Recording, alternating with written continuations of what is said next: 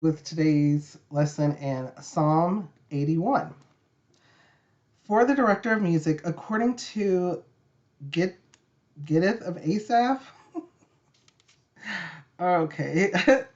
Sing for joy to God our strength. Shout aloud to the God of Jacob. Begin the music, strike the tambourine, play the melodious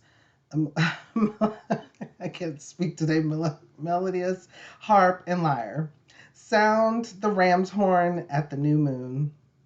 And when the moon is full on the day of our feast, this is a decree for Israel, an ordinance of the God of Jacob. He established it as a statute for Joseph when he went out against Egypt, where he heard a language we did not understand.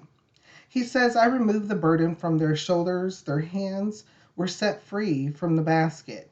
In your distress, you called, and I rescued you. I answered you out of a thundercloud. I tested you at the waters of Meribah, Selah. Hear, O my people, and I will warn you. I'm sorry. Hear, O my people, and I will warn you. If you would but listen to me, O Israel, you shall have no foreign God among you. You shall not bow down to an alien God. I am the Lord your God, who brought you up out of Egypt. Open wide your mouth, and I will fill it.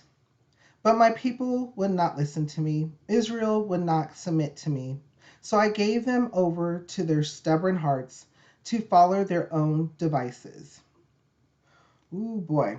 Okay. So the book of Psalm has a lot in it. And every time I read it, I get a lot of praise. I get a lot of praise.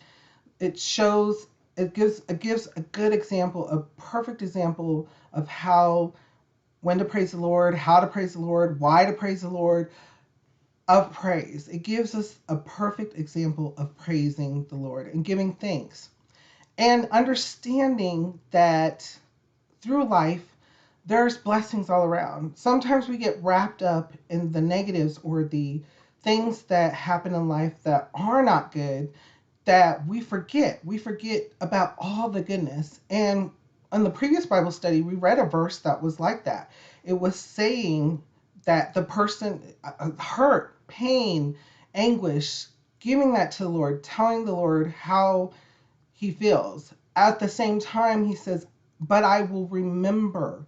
I remember the blessings, the glory of like old, just everything that you've done, and you still are. And I know that you're at work, and I have faith that you're at work for me, for the betterment of me. And that is true today. Past and present rings true today.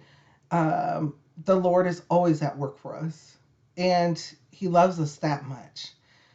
And so what kind, just reading over this little portion, what kind of thoughts or feelings come to your mind when we read over this? How does it make you feel and what does it make you think?